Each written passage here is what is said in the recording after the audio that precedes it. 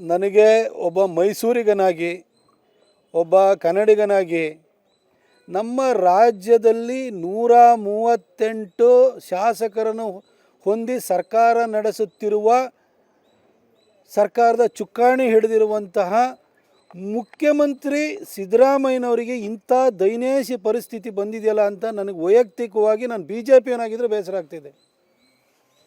ಅಲ್ಲ, BJPಯವರಿಗೆ ಯಾರಿಗೋ ನಮ್ಮ ಬಸವರಾಜ ಬೊಮ್ಮಾಯಿಯವ್ರಿಗೆ ಅವರಿಗೆಲ್ಲ ಏನು ಅಲ್ಲೋಗಿ ಅಮಿತ್ ಶಾ ಅಪಾಯಿಂಟ್ಮೆಂಟ್ ಕೊಡಲಿಲ್ಲಂತೆ, ಮೋದಿಯವ್ರ ಅಪಾಯಿಂಟ್ಮೆಂಟ್ ಕೊಡಲಿಲ್ಲ, ಸುಮ್ಮನೆ ನೀವು ಕಿಚಾಯಿಸ್ತಿದ್ರಲ್ಲ ಸರ್ ಸಿದ್ದರಾಮಯ್ಯನವರೇ.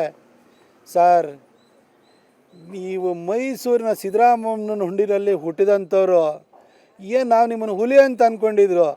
ನೀವು ಇಂದಿರಾ ಗಾಂಧಿಯವ್ರ ಕಾಲದಲ್ಲಿ ರಾಜಕಾರಣವನ್ನು ಆರಂಭ ಮಾಡಿದವರು. ಆ ಇಂದಿರಾ ಗಾಂಧಿಗೂ ಬಿಡ್ತಾ ಇರಲಿಲ್ಲ ನೀವು. ಅವ್ರ ಸೊಸೆ ಸೋನಿಯಾ ಗಾಂಧಿಗೂ ಬಿಟ್ಟಿಲ್ಲ, ಹಿಂದೆ ರಾಜೀವ್ ಗಾಂಧಿಗೂ ಟೀಕೆ ಮಾಡ್ಕೊಂಡು ಬಂದವರು.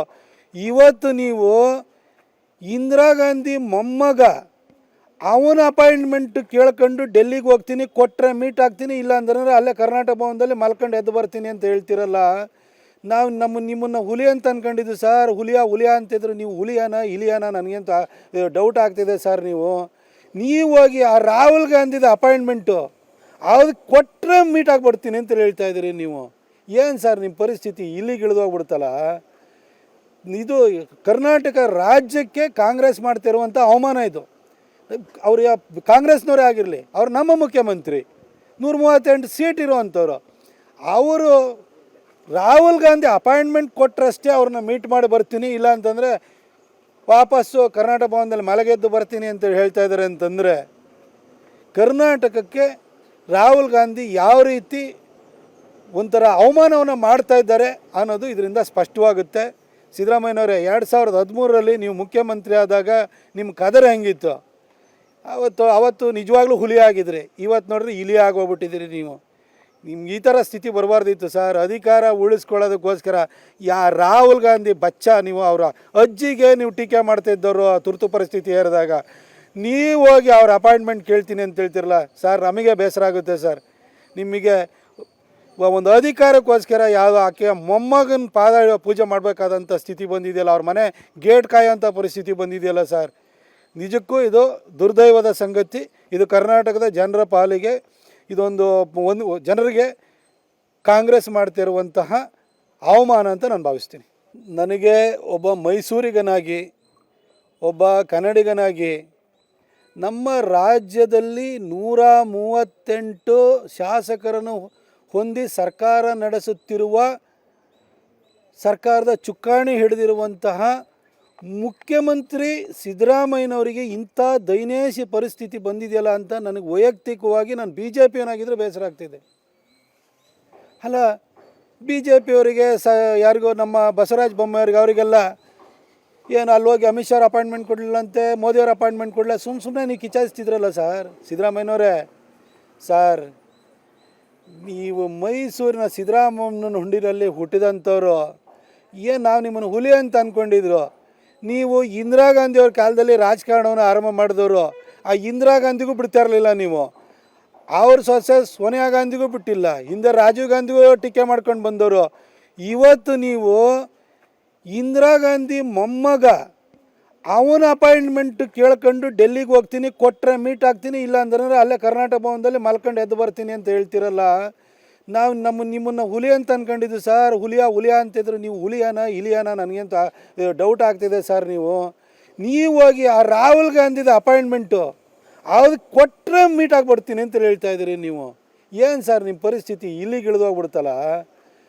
ಇದು ಕರ್ನಾಟಕ ರಾಜ್ಯಕ್ಕೆ ಕಾಂಗ್ರೆಸ್ ಮಾಡ್ತಿರುವಂಥ ಅವಮಾನ ಇದು. ಅವ್ರು ಕಾಂಗ್ರೆಸ್ನವರೇ ಆಗಿರಲಿ, ಅವ್ರು ನಮ್ಮ ಮುಖ್ಯಮಂತ್ರಿ, 138 ಸೀಟ್ ಇರುವಂಥವ್ರು. ಅವರು ರಾಹುಲ್ ಗಾಂಧಿ ಅಪಾಯಿಂಟ್ಮೆಂಟ್ ಕೊಟ್ಟರಷ್ಟೇ ಅವ್ರನ್ನ ಮೀಟ್ ಮಾಡಿ ಬರ್ತೀನಿ, ಇಲ್ಲ ಅಂತಂದರೆ ವಾಪಸ್ಸು ಕರ್ನಾಟಕ ಭವನದಲ್ಲಿ ಮಲಗೆದ್ದು ಬರ್ತೀನಿ ಅಂತ ಹೇಳ್ತಾ ಇದ್ದಾರೆ. ಅಂತಂದರೆ ಕರ್ನಾಟಕಕ್ಕೆ ರಾಹುಲ್ ಗಾಂಧಿ ಯಾವ ರೀತಿ ಒಂಥರ ಅವಮಾನವನ್ನು ಮಾಡ್ತಾ ಇದ್ದಾರೆ ಅನ್ನೋದು ಇದರಿಂದ ಸ್ಪಷ್ಟವಾಗುತ್ತೆ. ಸಿದ್ದರಾಮಯ್ಯನವರೇ, 2013ರಲ್ಲಿ ನೀವು ಮುಖ್ಯಮಂತ್ರಿ ಆದಾಗ ನಿಮ್ಮ ಕದರ ಹೆಂಗಿತ್ತು? ಅವತ್ತು ನಿಜವಾಗ್ಲೂ ಹುಲಿ ಆಗಿದ್ರಿ. ಇವತ್ತು ನೋಡ್ರಿ ಇಲಿ ಆಗೋಗ್ಬಿಟ್ಟಿದ್ದೀರಿ ನೀವು.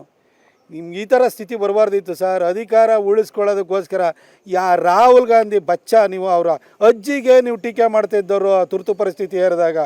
ನೀವು ಹೋಗಿ ಅವ್ರ ಅಪಾಯಿಂಟ್ಮೆಂಟ್ ಕೇಳ್ತೀನಿ ಅಂತ ಹೇಳ್ತಿರಲ್ಲ ಸರ್, ನಮಗೆ ಬೇಸರ ಆಗುತ್ತೆ ಸರ್. ನಿಮಗೆ ಒಂದು ಅಧಿಕಾರಕ್ಕೋಸ್ಕರ ಯಾವ ಆಕೆ ಮೊಮ್ಮಗನ ಪಾದ ಪೂಜೆ ಮಾಡಬೇಕಾದಂಥ ಸ್ಥಿತಿ ಬಂದಿದೆಯಲ್ಲ, ಅವ್ರ ಮನೆ ಗೇಟ್ ಕಾಯೋಂಥ ಪರಿಸ್ಥಿತಿ ಬಂದಿದೆಯಲ್ಲ ಸರ್, ನಿಜಕ್ಕೂ ಇದು ದುರ್ದೈವದ ಸಂಗತಿ. ಇದು ಕರ್ನಾಟಕದ ಜನರ ಪಾಲಿಗೆ ಇದೊಂದು ಜನರಿಗೆ ಕಾಂಗ್ರೆಸ್ ಮಾಡ್ತಿರುವಂತಹ ಅವಮಾನ ಅಂತ ನಾನು ಭಾವಿಸ್ತೀನಿ. ನನಗೆ ಒಬ್ಬ ಮೈಸೂರಿಗನಾಗಿ, ಒಬ್ಬ ಕನ್ನಡಿಗನಾಗಿ, ನಮ್ಮ ರಾಜ್ಯದಲ್ಲಿ 138 ಶಾಸಕರನ್ನು ಹೊಂದಿ ಸರ್ಕಾರ ನಡೆಸುತ್ತಿರುವ, ಸರ್ಕಾರದ ಚುಕ್ಕಾಣಿ ಹಿಡಿದಿರುವಂತಹ ಮುಖ್ಯಮಂತ್ರಿ ಸಿದ್ದರಾಮಯ್ಯನವರಿಗೆ ಇಂಥ ದೈನೇಶಿ ಪರಿಸ್ಥಿತಿ ಬಂದಿದೆಯಲ್ಲ ಅಂತ ನನಗೆ ವೈಯಕ್ತಿಕವಾಗಿ, ನಾನು BJPಯವನಾಗಿದ್ದರೆ ಬೇಸರ ಆಗ್ತಿದೆ. ಅಲ್ಲ, BJPಯವರಿಗೆ ಯಾರಿಗೋ ನಮ್ಮ ಬಸವರಾಜ ಬೊಮ್ಮಾಯಿಯವ್ರಿಗೆ ಅವರಿಗೆಲ್ಲ ಏನು ಅಲ್ಲಿ ಹೋಗಿ ಅಮಿತ್ ಶಾ ಅಪಾಯಿಂಟ್ಮೆಂಟ್ ಕೊಡಲಿಲ್ಲಂತೆ, ಮೋದಿಯವ್ರ ಅಪಾಯಿಂಟ್ಮೆಂಟ್ ಕೊಡಲಿಲ್ಲ, ಸುಮ್ಮನೆ ನೀವು ಕಿಚಾಯಿಸ್ತಿದ್ರಲ್ಲ ಸರ್ ಸಿದ್ದರಾಮಯ್ಯನವರೇ. ಸರ್, ನೀವು ಮೈಸೂರಿನ ಸಿದ್ದರಾಮಯ್ಯನ ಹುಂಡಿನಲ್ಲಿ ಹುಟ್ಟಿದಂಥವ್ರು, ಏನು ನಾವು ನಿಮ್ಮನ್ನು ಹುಲಿ ಅಂತ ಅಂದ್ಕೊಂಡಿದ್ರು. ನೀವು ಇಂದಿರಾ ಗಾಂಧಿಯವ್ರ ಕಾಲದಲ್ಲಿ ರಾಜಕಾರಣವನ್ನು ಆರಂಭ ಮಾಡಿದವರು. ಆ ಇಂದಿರಾ ಗಾಂಧಿಗೂ ಬಿಡ್ತಾ ಇರಲಿಲ್ಲ ನೀವು. ಅವ್ರ ಸೊಸೆ ಸೋನಿಯಾ ಗಾಂಧಿಗೂ ಬಿಟ್ಟಿಲ್ಲ, ಹಿಂದೆ ರಾಜೀವ್ ಗಾಂಧಿಗೂ ಟೀಕೆ ಮಾಡ್ಕೊಂಡು ಬಂದವರು. ಇವತ್ತು ನೀವು ಇಂದಿರಾ ಗಾಂಧಿ ಮೊಮ್ಮಗ, ಅವನ ಅಪಾಯಿಂಟ್ಮೆಂಟ್ ಕೇಳ್ಕೊಂಡು ಡೆಲ್ಲಿಗೆ ಹೋಗ್ತೀನಿ, ಕೊಟ್ಟರೆ ಮೀಟ್ ಆಗ್ತೀನಿ, ಇಲ್ಲ ಅಂದ್ರೆ ಅಲ್ಲೇ ಕರ್ನಾಟಕ ಭವನದಲ್ಲಿ ಮಲ್ಕೊಂಡು ಎದ್ದು ಬರ್ತೀನಿ ಅಂತ ಹೇಳ್ತಿರಲ್ಲ.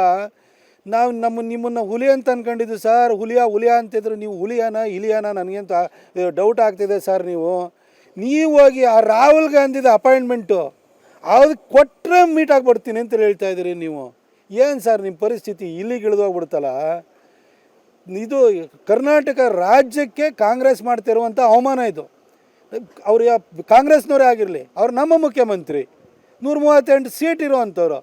ಅವರು ರಾಹುಲ್ ಗಾಂಧಿ ಅಪಾಯಿಂಟ್ಮೆಂಟ್ ಕೊಟ್ಟರಷ್ಟೇ ಅವ್ರನ್ನ ಮೀಟ್ ಮಾಡಿ ಬರ್ತೀನಿ, ಇಲ್ಲ ಅಂತಂದರೆ ವಾಪಸ್ಸು ಕರ್ನಾಟಕ ಭವನದಲ್ಲಿ ಮಲಗೆದ್ದು ಬರ್ತೀನಿ ಅಂತ ಹೇಳ್ತಾ ಇದ್ದಾರೆ. ಅಂತಂದರೆ ಕರ್ನಾಟಕಕ್ಕೆ ರಾಹುಲ್ ಗಾಂಧಿ ಯಾವ ರೀತಿ ಒಂಥರ ಅವಮಾನವನ್ನು ಮಾಡ್ತಾ ಇದ್ದಾರೆ ಅನ್ನೋದು ಇದರಿಂದ ಸ್ಪಷ್ಟವಾಗುತ್ತೆ. ಸಿದ್ದರಾಮಯ್ಯನವರೇ, 2013ರಲ್ಲಿ ನೀವು ಮುಖ್ಯಮಂತ್ರಿ ಆದಾಗ ನಿಮ್ಮ ಕದರ ಹೆಂಗಿತ್ತು? ಅವತ್ತು ನಿಜವಾಗ್ಲೂ ಹುಲಿ ಆಗಿದ್ರಿ. ಇವತ್ತು ನೋಡ್ರಿ ಇಲಿ ಆಗೋಗ್ಬಿಟ್ಟಿದ್ದೀರಿ ನೀವು. ನಿಮ್ಗೆ ಈ ಥರ ಸ್ಥಿತಿ ಬರಬಾರ್ದಿತ್ತು ಸರ್. ಅಧಿಕಾರ ಉಳಿಸ್ಕೊಳ್ಳೋದಕ್ಕೋಸ್ಕರ ರಾಹುಲ್ ಗಾಂಧಿ ಬಚ್ಚ, ನೀವು ಅವರ ಅಜ್ಜಿಗೆ ನೀವು ಟೀಕೆ ಮಾಡ್ತಾಯಿದ್ದವರು ತುರ್ತು ಪರಿಸ್ಥಿತಿ ಹೇರಿದಾಗ. ನೀವು ಹೋಗಿ ಅವ್ರ ಅಪಾಯಿಂಟ್ಮೆಂಟ್ ಕೇಳ್ತೀನಿ ಅಂತ ಹೇಳ್ತಿರಲ್ಲ ಸರ್, ನಮಗೆ ಬೇಸರ ಆಗುತ್ತೆ ಸರ್. ನಿಮಗೆ ಒಂದು ಅಧಿಕಾರಕ್ಕೋಸ್ಕರ ಯಾವ ಆಕೆ ಮೊಮ್ಮಗನ ಪಾದ ಪೂಜೆ ಮಾಡಬೇಕಾದಂಥ ಸ್ಥಿತಿ ಬಂದಿದೆಯಲ್ಲ, ಅವ್ರ ಮನೆ ಗೇಟ್ ಕಾಯೋಂಥ ಪರಿಸ್ಥಿತಿ ಬಂದಿದೆಯಲ್ಲ ಸರ್, ನಿಜಕ್ಕೂ ಇದು ದುರ್ದೈವದ ಸಂಗತಿ.